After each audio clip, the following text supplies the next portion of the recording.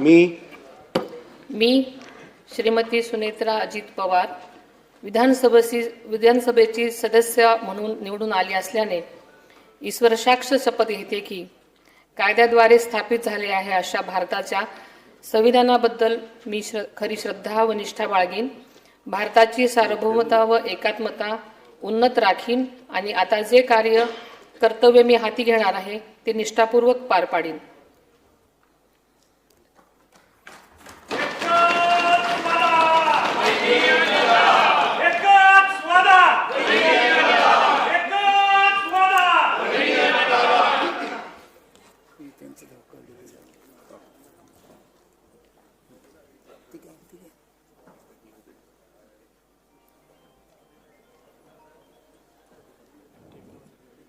Shri Akshay Shivajirao Kardile.